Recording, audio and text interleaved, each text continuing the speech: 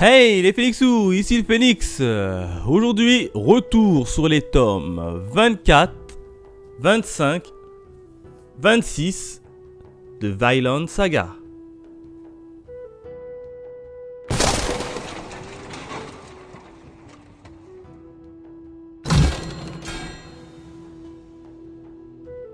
Comme d'habitude, retour sur les différentes jaquettes et on commence avec le tome 24 qui est juste ici où on peut voir la petite famille.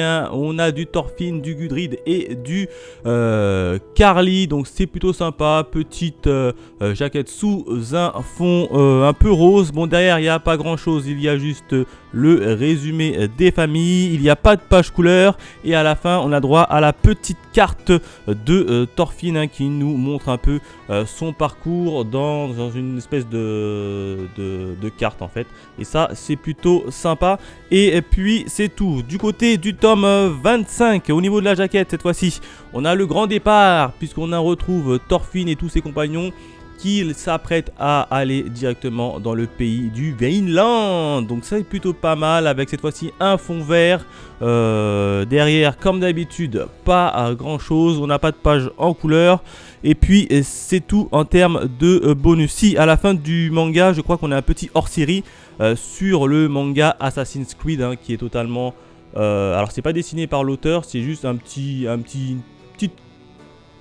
petite collaboration hors série entre l'auteur et justement le jeu vidéo. Donc il y a une petite page du manga Assassin's Creed Valhalla, donc c'est plutôt sympa, mais c'est tout. Du côté du tome 26, cette fois-ci on a le droit à Thorfinn qui porte une espèce de maïs de champ de blé, enfin des épis de maïs, voilà, c'est mieux de son terme là. Et c'est sous un fond bleu avec un beau ciel, donc c'est plutôt sympa également. Quatrième couverture comme d'habitude, pas grand en chose. On n'a pas de page en couleur ici non plus. Et à la fin comme d'habitude on a la petite carte qui nous résume le voyage de Thorfinn. Voilà ce que je pouvais dire des différentes jaquettes et bonus. Maintenant on s'attaque direction la partie review. C'est parti. Alors qu'est-ce qui s'est passé au niveau du tome 24, 25 et 26 de Vinland Saga? Et bien principalement en 3 événements, et je commence avec le premier événement que j'ai envie d'intituler l'ultime condition. Et oui, puisqu'on va retrouver Thorfinn qui va essayer de composer un peu son équipe pour partir dans le Vinland, et lui il oppose une condition, c'est que ceux qui veulent venir avec lui pour espérer trouver le Vinland partent, mais n'emmènent pas d'armes avec soi. C'est la seule condition que Thorfinn va poser. Et là on va voir qu'il y a un certain Ivar accompagné de ses 2 sbires. Lui il est chaud pour faire le voyage, mais il veut quand même ramener une arme parce qu'il n'est pas trop rassuré. Il se dit on sait jamais si on va arriver là-bas, il y aura pas mal de dangers, donc j'aimerais bien avoir mon arme. Bien évidemment Thorfinn lui a dit si tu viens avec moi t'as pas d'arme. Et il va se passer ce qui va se passer. Ivar va donc décider d'y aller. Il va lui dire oui d'accord, pas de problème, je pose mes armes, mais il va quand même ramener son arme en cachette. Donc à mon avis s'il y a une petite bagarre ou une rébellion, Ivar sera à l'origine de tout ça. D'autant plus qu'on va apprendre que Ivar en fait il cherche à évincer tout simplement Thorfinn pour lui prendre la place du leadership.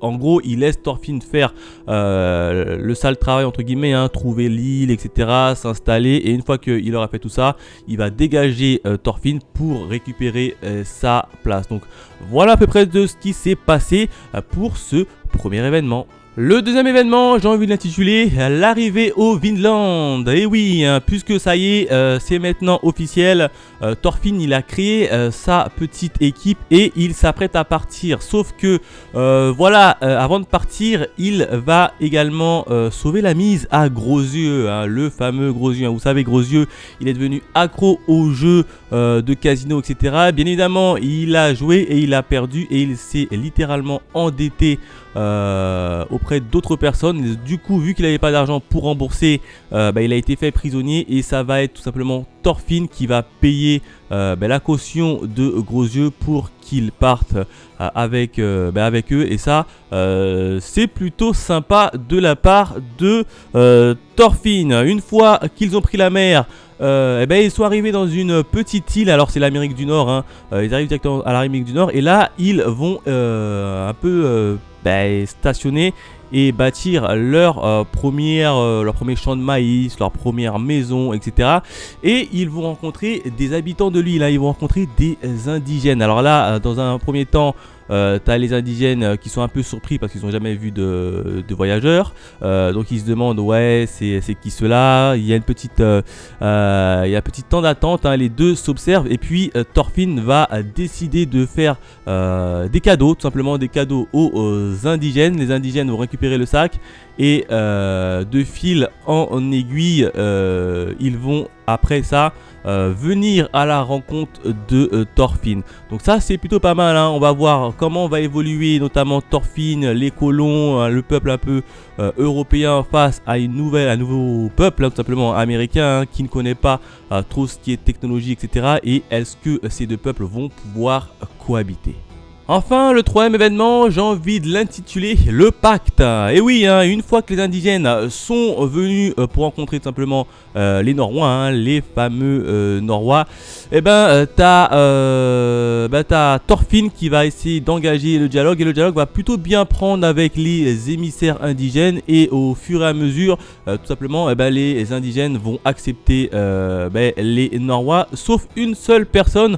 Et c'est la chamane indigène qui a eu un songe, hein, où elle a vu tout simplement les Norrois attaquer son île avec des gros fusils, des gros canons. Elle a même vu la bombe atomique et là elle commence à prendre peur. Et c'est la seule un peu qui se méfie encore des Norrois et du groupe de Thorfinn.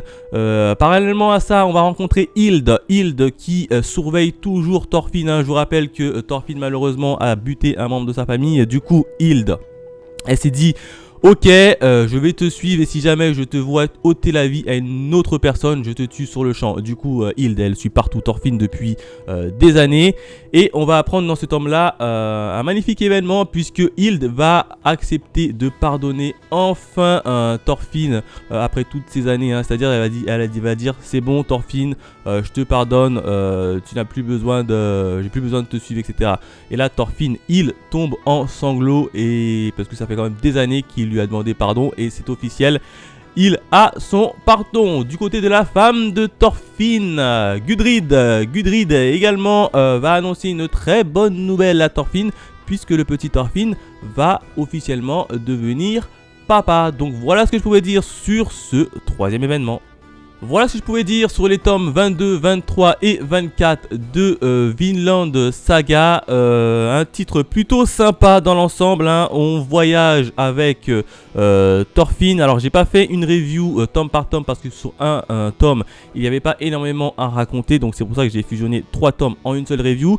Si je devais noter tout ça, je leur ai mis la note de 3 sur 5 pour l'ensemble des 3 tomes parce qu'en fait c'est toujours sympa, c'est toujours bien dessiné, on suit les aventures de Thorfinn, c'est cool, mais il n'y a plus réellement de bagarre et des fois quand même ça manque un peu de bagarre, un peu de suspense comme on avait dans la première partie de Thorfinn. Quoi qu'il en soit, j'ai plutôt bien aimé et je continuerai ma petite lecture. Voilà, n'hésitez pas à me laisser vos avis dans les commentaires, à liker, à partager. Quant à nous, on se retrouve très vite pour de nouvelles aventures. Allez, bye mes Phoenixous.